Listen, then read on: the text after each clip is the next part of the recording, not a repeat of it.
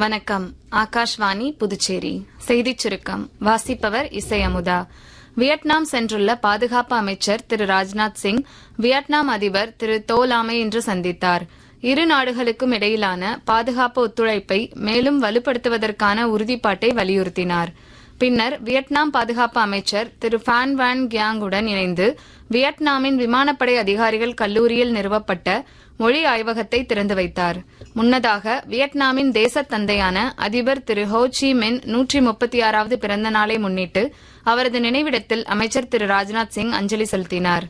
முன்னாள் உயர்நீதிமன்ற நீதிபதி யஷ்வந்த் வர்மா மீது சுமத்தப்பட்ட குற்றச்சாட்டுகள் தொடர்பான வழக்கை விசாரித்து வந்த நீதிபதிகள் விசாரணைக் குழு வழக்கு விசாரணை அறிக்கையை நாடாளுமன்ற வளாகத்தில் மக்களவைத் தலைவர் திரு ஓம் பிர்லாவிடம் சமர்ப்பித்தனர். இந்த அறிக்கை நாடாளுமன்றத்தின் இரு அவைகளிலும் உரிய காலத்தில் தாக்கல் செய்யப்படும் என்று தெரிவிக்கப்பட்டுள்ளது.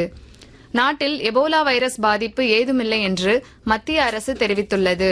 இதுகுறித்து முன்னெச்சரிக்கை நடவடிக்கைகள் மேற்கொள்ளப்பட்டு வருவதாக மத்திய சுகாதார அமைச்சகம் அறிவித்துள்ளது.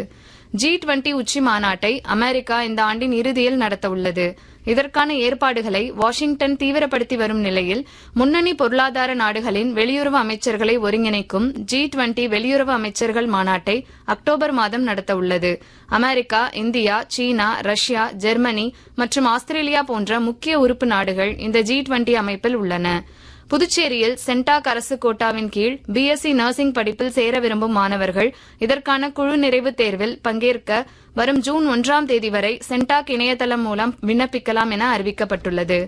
கோயம்புத்தூர், திருப்பூர், நீலகிரி, தேனி, திண்டுக்கல், கரூர், மதுரை, தர்மபுரி, ஈரோடு, சேலம், கிருஷ்ணகிரி ஆகிய பகுதிகளில் இன்று இடியுடன் கூடிய கனமழை பெய்ய வாய்ப்புள்ளதாக சென்னை வானிலை ஆய்வு மையம் தெரிவித்துள்ளது.